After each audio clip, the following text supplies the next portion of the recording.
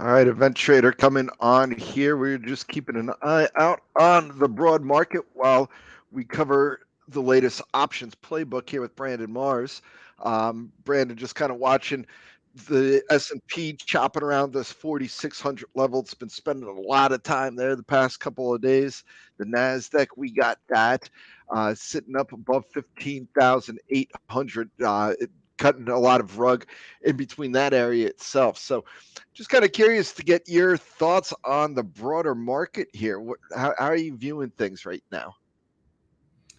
Yeah, so I mean, I started today probably with a little bit of the mind frame that you had of, maybe we see a little bit of profit taking, but those pesky algorithms, they just keep buying up this market. So, from an options trading perspective, when you get that chop and you sit there for almost 2 full days around a certain level, you got to go out and, find what's moving out there. So that can, be a little challenging at times, but yeah, like you said too, I mean, if we sit here in a choppy environment, I guess the favor goes to the trend, which would be up. So kind of just still leaning towards the call side here and just trying to find some of the stronger stocks, even though we've got some red out there.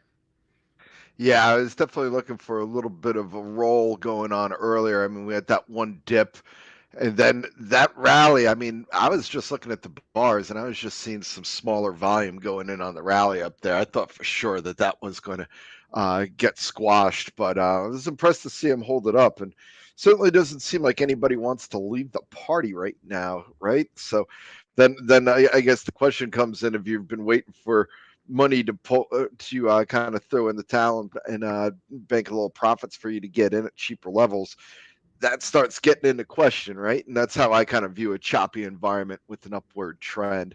Uh, but a lot of the data that I've been following too, Brandon, it's just been showing more and more money coming off the sidelines. Do you follow positioning data at all?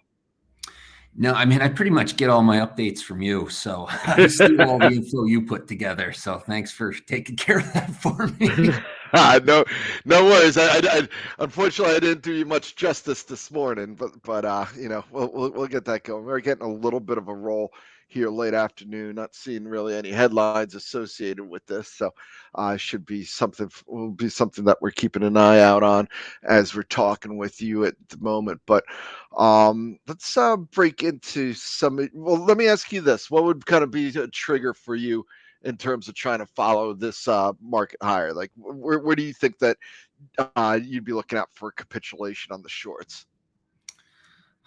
I mean, geez, I don't know. I almost feel like we're just getting it on a daily basis right now. I mean, kind of like you just said, like, that little rally this morning was on lighter volume, and that's one thing that I watch closely too. And I always get skeptical, but I don't know if you're short right now. Yesterday on the NQs there was a pretty much a textbook descending triangle that never ended up fully breaking. You got the big selling this morning that was bought right up. I feel like the shorts might just be capitulating on a regular basis of just tired of getting torn up.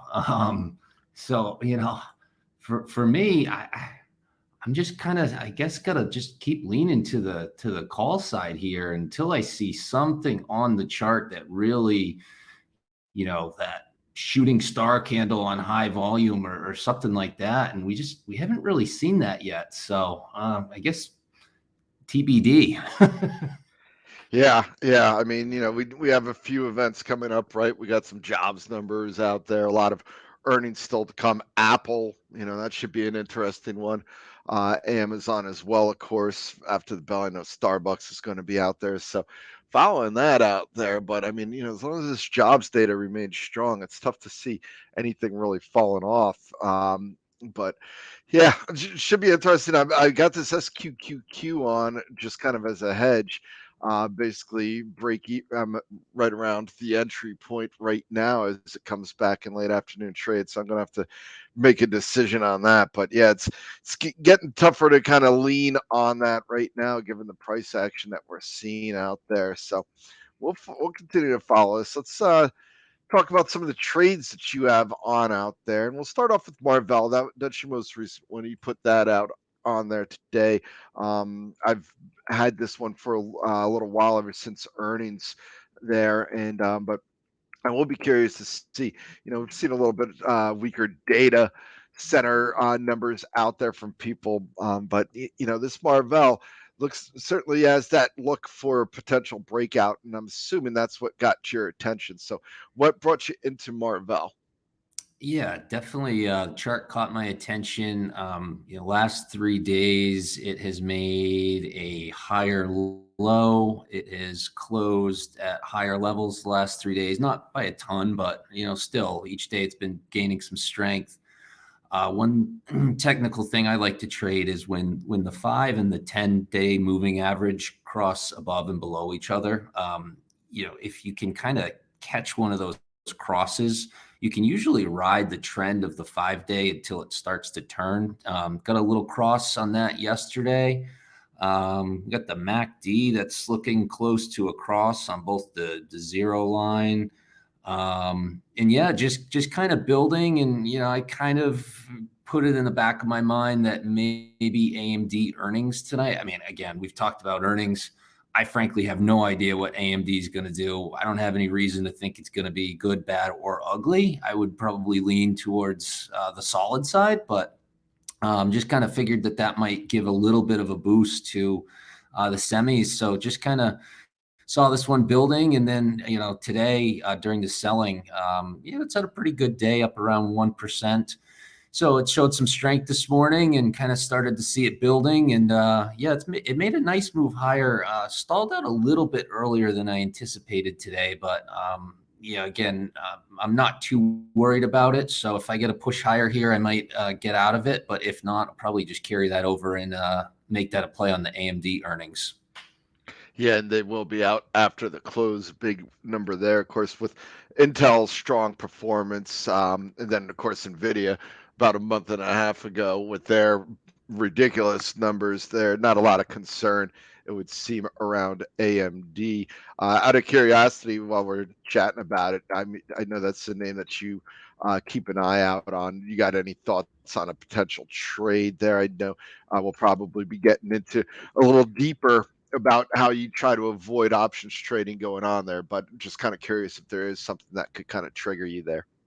Looking at it real quick, AMD's kind of could be a thorn in your side stock to begin with. So when I get those, I really tend to shy away from them on earnings day. But as I look at it, I mean, it made a nice little move after a nice base around those moving averages. Candle today is looking pretty strong above all the major moving averages now. I mean, from the chart perspective, it's starting to look good. The fact that it's up 2% into earnings almost makes me think that it's going to go down, just playing, my usual conspiracy theorist there with the market makers. But from a chart perspective, it's starting to look pretty good. And geez, I would imagine if they have a decent report, this thing's probably going to get some legs to it. Yeah, it definitely. I could see this us talking about this around 125 tomorrow very easily if you get a pretty strong report and outlook from the company. That's for sure. Yeah, So, no, I would agree with you. all right. You also have Tesla out there right now. You bought the 270 calls. You're still holding those. I know you're not thrilled with the price action on it, but what kind of got you involved and what's keeping you involved in Tesla right now? Yeah, so yesterday, this was kind of showing a little bit of a triangle on the intraday. It was showing some strength compared to the rest of the market, and I started to see some coiling action around the 267 level. Jumped into some calls, and actually the timing, fortunately, was really good on it, and ended up making a quick move up to 268.5 level. The option was up, 20%, give or take, fairly quickly, but then just along with the market fade, it pulled back. And I did kind of like the chart heading into today. And, it felt like with a little selling yesterday, I guess we can't really have selling 2 days in a row in this market, it feels like. So, No, that's been banned. yeah, so just kind of felt like, showing some strength yesterday, and I did like the chart. Just felt like something that I should hold on to, and then it just got smoked this morning. I mean, it was some pretty decent selling, but I also saw some interesting buys come in at the same time. There was some really interesting volume on it at points today, actually. I don't know if that news out of China about the registrations hurt it. I'm guessing it didn't help it, but yeah, a little frustrating when the rest of the big tech stocks bounce and the one that you decide to go with just decides to go down. So that's one of the frustrating things of trading sometimes. Yeah, no, I agree. I agree. Now you did have that nice CRM call, which certainly offsets anything, and then some from the Tesla move. So CRM, what got you interested in that? And I know you're watching it for potential reentry. So what's your mindset right now at Salesforce.com after you've seen it play out a little bit? Yeah, so I had entered yesterday with that on my list for potential calls anyway. And then I think it was an analyst downgrade. And, it was kind of hanging out around that 225 area. And, half the times you got to take analyst upgrades and downgrades with a grain of salt. So, made a quick move down, and I just kind of saw a base building and, had actually a tiny little descending wedge too. Maybe not textbook, but it had one. So just kind of saw an opportunity for a quick day trade, and it went up to the 225 level, which I assumed would provide some resistance. So that's when I got out of the trade, and sure enough, it just kind of spent the day floating around there. And then took another. You would have actually had almost the exact same setup today from the same area, and you could have jumped in with calls again and done pretty well, actually. So, now I'm just kind of taking a look as it plays around it's dipped down below 225 at this point, but now it's actually shaping up to form an inside day. And 225 was kind of a key level for, geez, like the last month or so. So if that can now break above 225, that actually could create a nice little trade, and maybe even take it up towards the 230 area. So that's the key level I'm watching right now. Okay, two other names on your radar: C Limited, symbol SE. You had this as potential call long. So what was it that you liked about SE? Yeah, old name for me. I haven't traded this one in probably 2 years. I was just looking through some charts, and if you look at that on the daily chart, you had, I think it was 12 days or so of just kind of building a base between the 200-day and the 20-day, and the 50 days in there as well. But I was mainly playing between the 200 and the 20. And yesterday just finally made a nice break above the 200-day. So showing a little strength and breaking out of 12-day consolidation. So, at this point, obviously with the market under a little pressure, it's feeling some selling as well. I'd probably keep an eye on that, 200-day, see if it maybe goes down and retest that, or maybe even the 65 level. But this should have some strength. So when strength returns to the market or to the ADRs, this I think has potential for a breakout over call it like the 66.40 area. All right, then MasterCard, and I want to ask you one quick question about MasterCard. You have this as well on your radar, and this is more from just the overall. You got this on as a potential put short. I feel like MasterCard's been on your radar a lot. So, out of curiosity, do you kind of set up 30 stocks that you like to concentrate and um, try to keep within trading those names? Do you have a setup like that, or are you a little bit more open to kind of dancing around and just going after charts that you like? So I have a specific watch list of about 50 names.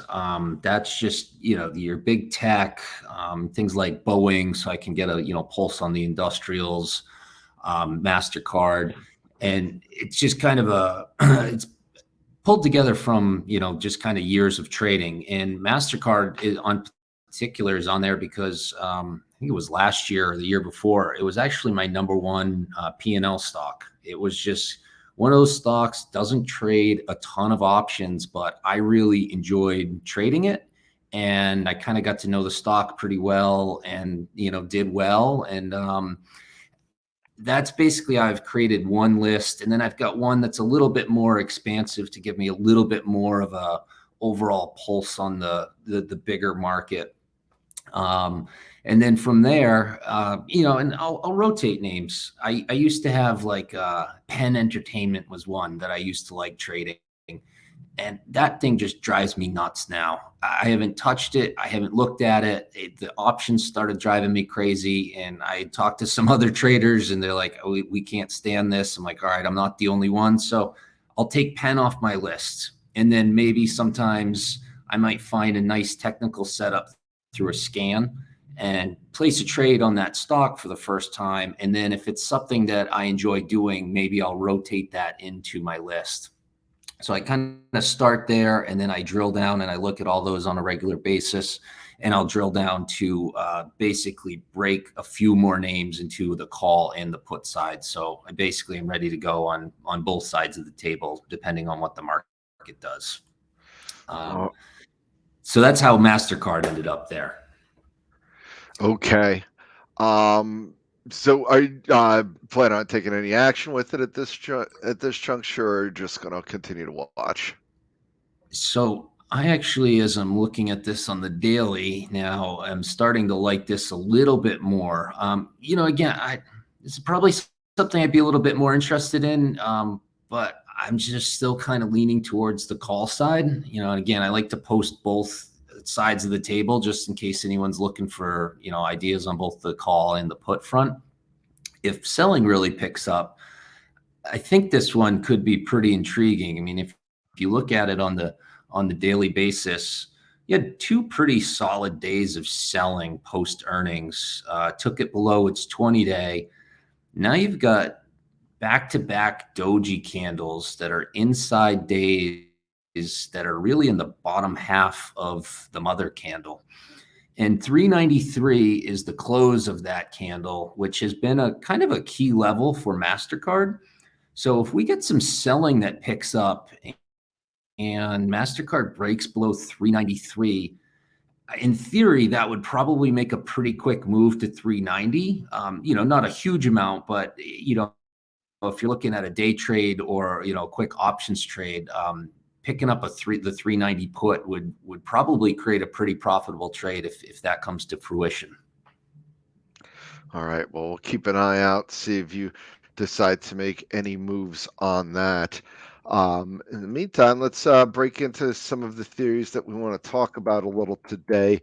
And, we started 2 weeks ago talking about earnings setups and trading options around it. Obviously, in the midst of earnings season, this is definitely something that is good to know, getting deeper into it, especially for perhaps people new to the options trading item. But there's a few specific stocks that we're going to talk about that Brandon's going to kind of run through what he was seeing on the charts and talking a little bit about what he was also seeing on the option strategy. So overall, Brandon, as I know you've said, you're not a huge fan of trading options right around earnings just because of the price and volatility that goes on. There's obviously the roll the dice piece that's involved here, and even after the news is announced, there can be some odd occurrences in the options that I know you'd like to try to avoid. F5 was one that we kind of briefly touched upon the last time. That was one of the bigger movers in the market. And you wanted to circle around and kind of use that as a case study for the reason behind some of your thinking. So why don't we talk a little bit about the F5 earnings here, and then we're going to break into a few more examples. But what was it that you noticed from that trade that kind of reinforced the ideas that you and the principles that you were laying out the last time we were here? Yeah, are you able to go back that far on the charts to the intraday from what I guess a week ago we were talking about it? on Yeah, F5? so they would have reported what the 25th, right? So give me a quick second. What do you want me to do it on a 10-minute, 5-minute? What's your preference? Either of those is fine. Just anything intraday will show. All right, give me a quick second here. Yeah. So while you're pulling that up, so you're clearly the expert on the earnings reports. I am not. But I believe that this was a pretty good earnings report, and this is the reason that it caught your attention, if I remember Correct. correctly. Okay. So as you pull that up, you basically, you said it last week, and I would agree with you. When I see a good report, generally speaking, my first thought is to not rush out and to try to short the thing. Um, are there cases that makes sense? Yes. Is there different chart setups and levels that would maybe make sense to fade a stock? Yeah, absolutely. But for me, it's just not my first thought. So when we get to the intraday on All right, F5, here we go. So yeah, so it came out right at 4 o'clock, as you could see on the 24th there. The evening of the 24th rallied up to that 168 level. So that was the price action going in post earnings right here on a 10-minute. yeah. So basically, as you see, I mean, right after the earnings, you get that big gap up, and then you get a fade. So post earnings, it really, unless you had basically bought puts at the open, you really wouldn't have made much money on that contract that day. Now, if you had taken some calls into that, you probably would have made some money if you sold them right at the open. But that's why.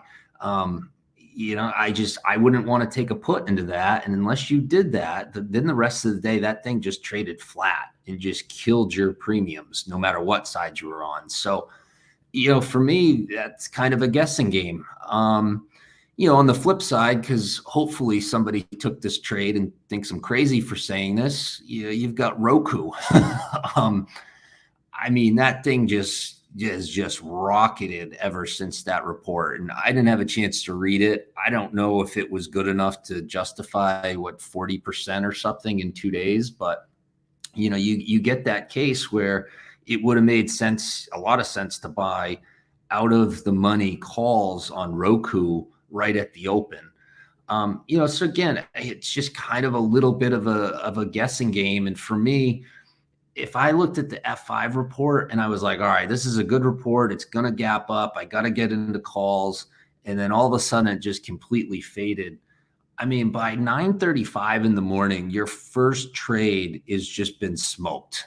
And for me, I'm just trying to avoid that these days. So do I get frustrated that I didn't cover my mortgage payment with a Roku trade? Sure, but at the same time, just trying to eliminate and minimize my frustrations with options trading, because it can be that guessing game.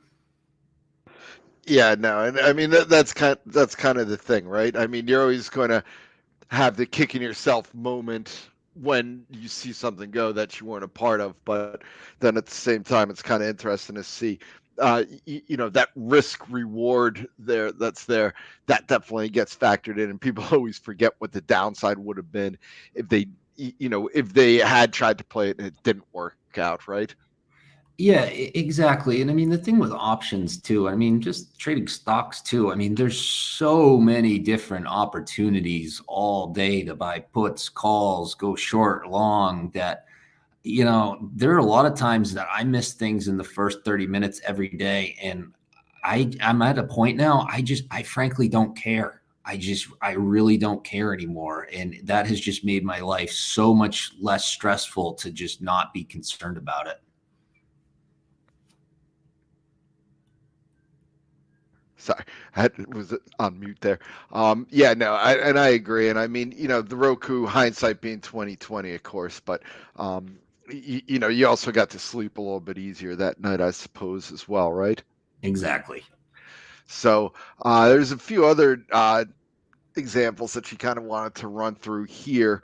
And the first one we'll pull up is Spotify. Just to recap, they reported on the morning of the 25th, poor number, missed by 63 cents. Revs were in line and they guided below consensus and then provided some downside guidance. Now, Spotify naturally got hit pretty hard on this report.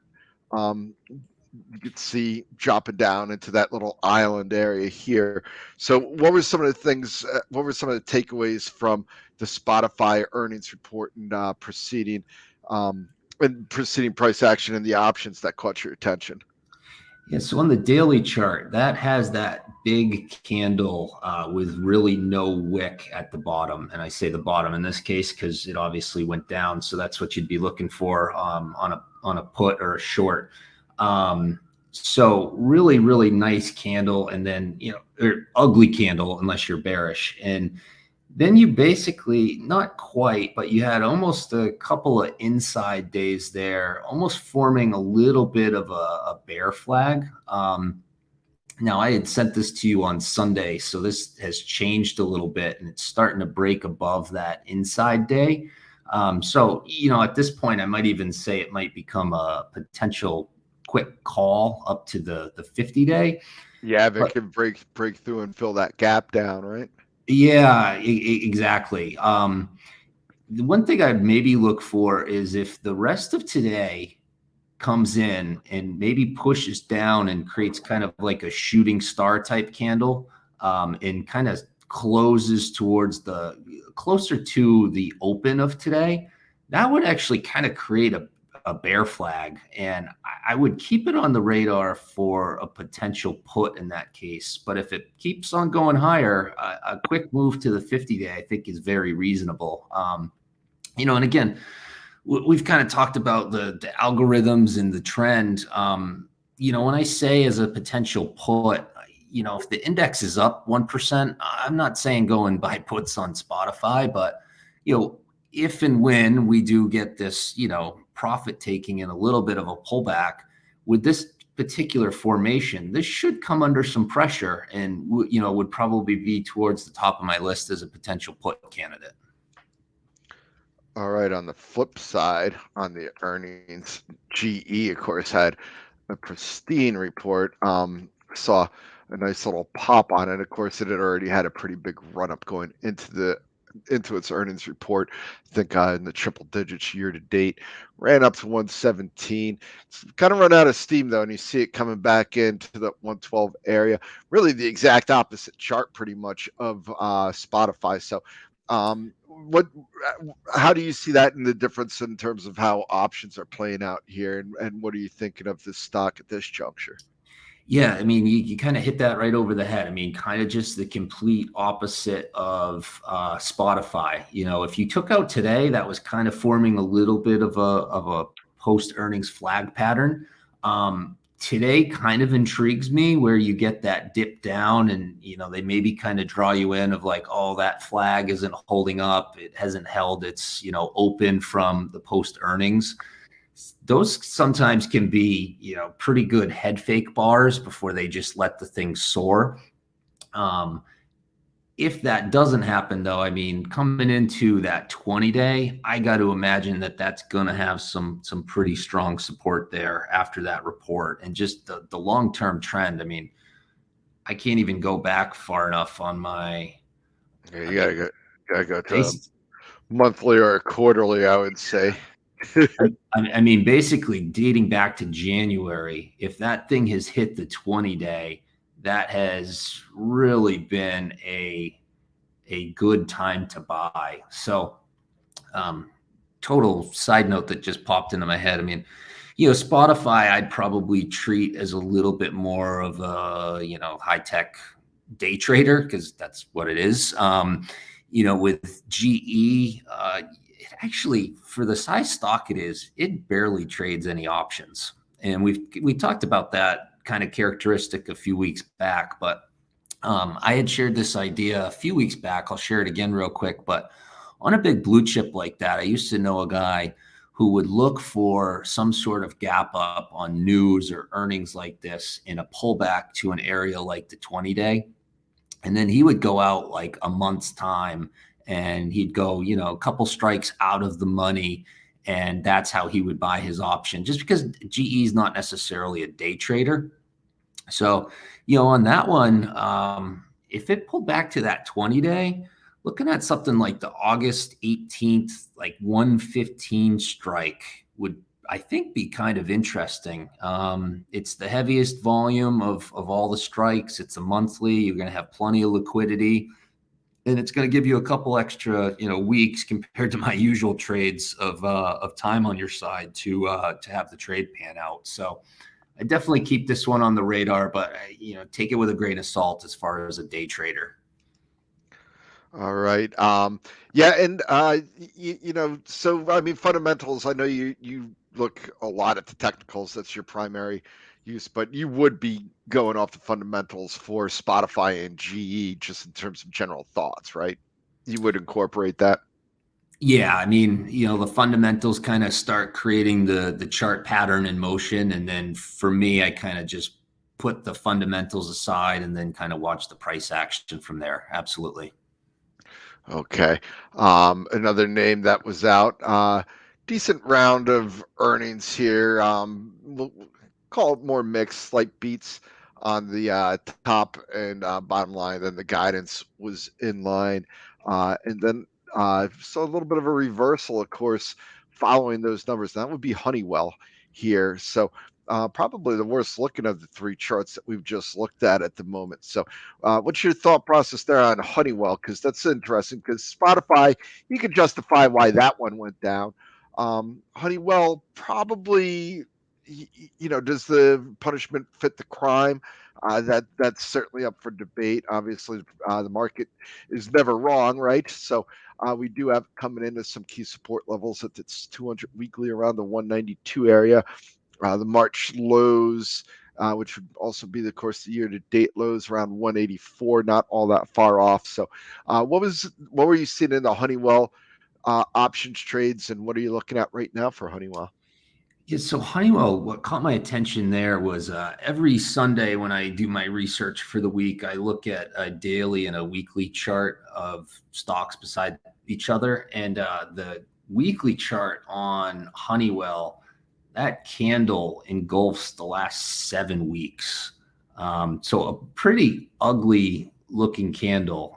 So, again, I guess you'd maybe take it with a grain of salt if the fundamentals weren't that bad. But from a technical standpoint, it just didn't look pretty at all. And then on the daily chart, it had that nice solid red candle. The wick at the bottom is very, very small. So, I would have maybe have liked to seen that create like a bear flag. But what kind of set off a little bit of a red flag even more to me was in this market environment. If you look at a lot of stocks that have, done okay on earnings, they've just gone up and up and up and up. Like we were talking about, like UNH.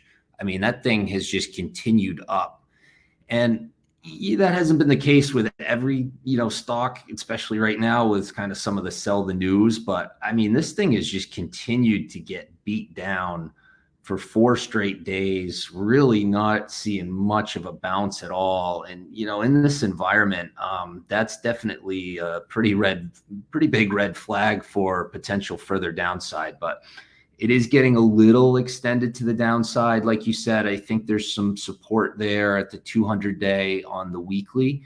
But if it breaks below that, I mean, it could take a pretty nice little dive lower. So, again, when we finally get some profit taking, a name like this is probably at the top of my list of, a potential short, because it's probably going to see some pretty good weakness.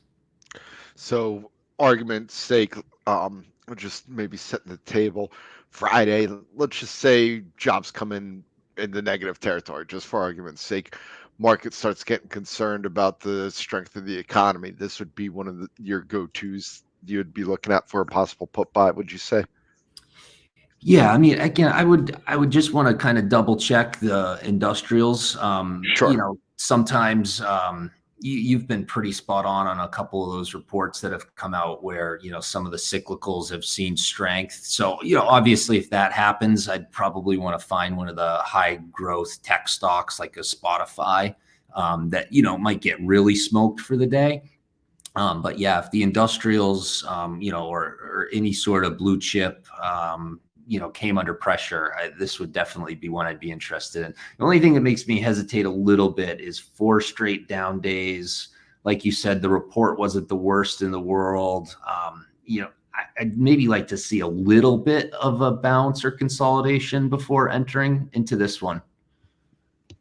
All right. Well, I guess the next one that we're going to call up could be one that falls into your category, and that would be TeleDoc, TDOC. This pretty solid earnings. We know that ARC Innovation's a big investor in this one, so this is always on a lot of radars. Probably a little bit of a short squeeze through that 200-day moving average in reaction to earnings too. But since then, forming that island around 27.50 to 30, chopping around in there. So, what jumped off the table to you on Teledoc? Yeah, I used to trade TeleDoc all the time, and then the options got super expensive on it. And for a while, the option volume Was that really. on a lot of ARC Innovation names out of curiosity? There's definitely a few in there. I'd have to take a look at the list, but off the top of my head, yeah, I think there's a few similar ones in there as you mention it. Yeah, for a while the option volume dried up like a lot. It's actually looking okay now, not huge. But again, just that big green, ignition candle post earnings, and I love to see very little wick at the top there. So this is now consolidating, and if you look at this, the last 4 days has really kind of maintained the upper half, even the upper quarter of that big ignition bar. So showing some strength there. I'd like to maybe see the 20-day catch up to it a little bit, either through price or time. But if you start breaking back above that, mother bar there, the ignition bar around 29, you would imagine that it would make a quick move to the 30 area, which again isn't huge, but if you're trading options and you catch it at the right time, that could create a nice return. All right. So there were the samples that we had. Let me throw you one thing, Brand. I'm kind of be curious as to your thoughts. And obviously Tupperware is a name that has been making the rounds here. You're starting to see some of these short squeezes going on. That was another reason why I thought that maybe we could be set up when you start seeing this sort of activity and people chasing it down. Options trading in names like that. Is there anything that jumps off the page to you? Is that even something that you dabble with, or are they just a little too Wild West for you to follow? They tend to be a little too Wild West for me. I'll put the asterisk on there that somebody again might think I'm crazy for that, because there can be some good money to be made. Yeah, I saw that headline the other day that it was up like 500%, and made me wish that I actually didn't, go out for go out for food every night and had some Right. Tupperware and thought to buy it. So Yeah, um, right. it's just a crazy number. But if you look at Tupperware real quick, so just looking at the options that expire this Friday, the implied volatility on the calls is like the 400 to like 450% range. It actually goes a little bit higher than that, but you're at the money is at like 430% implied volatility.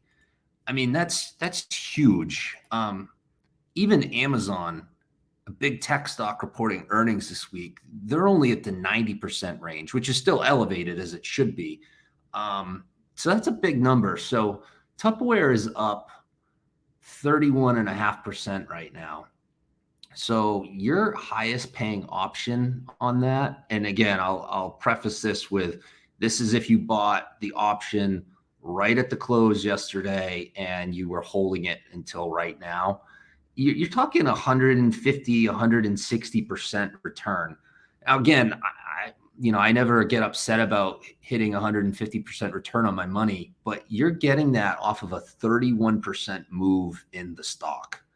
I mean, that is an astronomical move that you need in a stock to produce that return. And sure, you're getting it right now, but how many more days do we have left of that, I guess? Yeah. Yeah, no, I'd agree. I was just kind of curious as to your take on those names because I know they're on a lot of people's radars right now. This Rigetti that Damon's pointing out, RGTI, that one's flying to a 52-week high. As that breaks out, that's up about 24% on the day. It's one of those AI quantum computing names, IONQ. This is a name that I wish I stuck with. Had called this one out around $6, and this thing's up around the 20 area. So this again, Brandon, for me is another one of the reasons why I wanted to take a shot at a short here. It just feels like we're starting to see when you start seeing some of these names getting all the push and everything. That's when it starts raising a red flag for me. But so all right, we'll continue to follow that space. All right, Brandon. Now we had a discussion around some of the earnings that are going on here. You do have a strategy out there that for people, given the run that we've had in some of the markets, there's certainly a lot of people that are getting concerned about whether or not to take some profits at this juncture, or different strategies perhaps that they could use in options to help protect against some downside action. So you got a pretty good idea for people to maybe try to implement here. Yeah, so synthetic calls is what I wanted to talk about.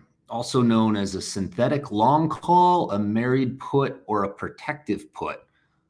I have no idea when options are as confusing as they are that we need to give something 4 different names that has a pretty basic concept, but that is all the names that you might see the strategy under if you went to Google. So just to point out, in this strategy, you're actually not buying a call at all. This is a very simple strategy. It just involves owning shares, and then you purchase an at the money put option on the same stock. So again, you're very basic hedging strategy when it comes to options. So basically just done to protect against a downturn, or it's an insurance policy on the stocks that you own. And again, this would be viewed as, call it probably a moderately bullish strategy, because you still own shares in the stock, which means you didn't want to get rid of them, which means you still in theory would see some upside, but just giving yourself a little protection on the downside in case we do get some of that profit taking. All right. So we just laid out a couple of examples, right, of recent earnings reports. What would be one that you would maybe be looking at as for a synthetic call sample? Oh, that's a good. I'd probably lean towards the ones that we discussed on the put GE. side. On the put side, okay. Yeah, just because if you look at GE, I mean, maybe GE does pull back a little bit to the 20-day, but to me, that chart is still very much intact. The trend is nice, and in theory, after that really strong report, it should see continued momentum versus other stocks in the market. Now, something like a Spotify, that report didn't come in, it wasn't liked as much by Wall Street. That's now going to see, in theory, some selling pressure. Once it's below its 20-day, it just will, from a technical perspective, make it a slightly weaker stock. So the odds of that getting hit, I'd say, are a little bit higher. And then I would also say, in theory, that if we do get the profit taking and stocks do, let's say we get some and we get one of those days where it's, a 2-3% down day, let's call it. I think we're probably overdue for one of those someday soon. In theory, you would think that a stock like a GE would maybe see a little bit of a safety net in a particular scenario like that, where your high flyers like your Snowflakes, your Spotifys, would probably be prone to those potential 5 to 10% down days. Now, again, I'm not sitting here saying it's going to happen tomorrow. I don't know when, but in theory, we will get that again. And a stock like a Spotify would probably come under a little bit more pressure. So if you had your position protected there with a put, that put would probably pay off pretty well and you would have protected your shares. All right. All right. No, that so there you go. So that's a perfect example of an area where you could use the synthetic call. So I haven't noticed you put any out on the site, Brandon. Is that something I know you like to try to keep it a little bit more simple, it's just call and put buying, but is that something that you've thought about posting a little bit more on some of these protection calls, or do you prefer just to stay to your strategies and just have these as samples for people to use? Yeah, I mean, this is more just samples for people to use. I've owned very little stock. So for me, I don't even think I could actually implement this strategy. Yeah. So So obviously much better for somebody with a pretty heavy equity portfolio, especially a long only portfolio. I would think that this would be, and long term portfolio too, I should say, that this would be a classic strategy for them. yeah, I would say somebody who's, maybe gotten a little heavier on the equity exposure than maybe you wanted to, but you don't want to necessarily get out of anything. So yeah, long only with heavy equity exposure is who this would be ideal for. All right, perfect. All right, Brandon. So we are just about 50 minutes into the call. So we'll let you get going at this junction. Now, we are getting a little bit of a late push going on here at pop above 4,600. I know there's the headlines about China with the U.S. Extending an invite to the new Chinese finance minister Wang, who just replaced Qin Gang here. So we'll see if he takes the U.S. up on that offer to come to Washington. I don't know if that's helping out. I think it's more than anything just this push above 4,600. But Brandon, before we let you go, any parting shots from your end on what we've discussed today? Yeah, just one more point that I just thought of as we were talking about GE and thinking about dividend paying stocks. So let's say you had a big portfolio of long only, and your equity exposure was a little high. Some people use this particular strategy on dividend paying stocks in particular, and the reason that is because if let's say you've created a portfolio where you are using some of the dividends as your potential income. You might not want to lose that stream, might not want to lose that stock that you own, but at the same time you're a little bit nervous. I was reading that a lot of people will use this strategy to protect those dividend paying stocks, because if you sell your stock, you obviously don't get the dividend. But if you hold on to the stock and you just have the synthetic call, you've got your protection and you're still going to be entitled to obtaining that dividend. All right, no, that's a good point to add on. That's for sure. All right, Brandon. Anything else before we let you get going? Then. No, I think we're just going to see here if the NQs want to continue breaking out and see if we maybe melt higher here in the afternoon. I guess we'll see, right? Yeah. I mean, NQ's near session highs. Brandon was just noting up around that 15,845 level here, breaking through what had been the previous high at 15,844, right about 1 o'clock there. So this will be a key test. See if the Bulls want to continue to rush this, but doesn't seem like a lot standing in their way right now. That's for sure, right? No, not at all. And, looking at a breakout, that Marvel trade is now kind of sitting around that 66 area. So hopefully I'm not jinxing myself by mentioning this, but yeah, going to keep an eye out here for hopefully a potential breakout into the afternoon, and post any updates on that particular trade here, hopefully sooner rather than later. All right, sounds good, Brandon. Well, hey, thanks as per usual for taking the time to meet with us. Always like hearing your thoughts on the broader market and then seeing what new strategies you have out there and discussions around the trades, as I think you bring a pretty good perspective into that. So appreciate the time, and we look forward to seeing what you got to say on the site here. All right. Thanks, Gavin. Appreciate it. All right, take care. All right, everybody, we're just going to shut down audio for a couple of minutes here and restart it as we get the system back up and running.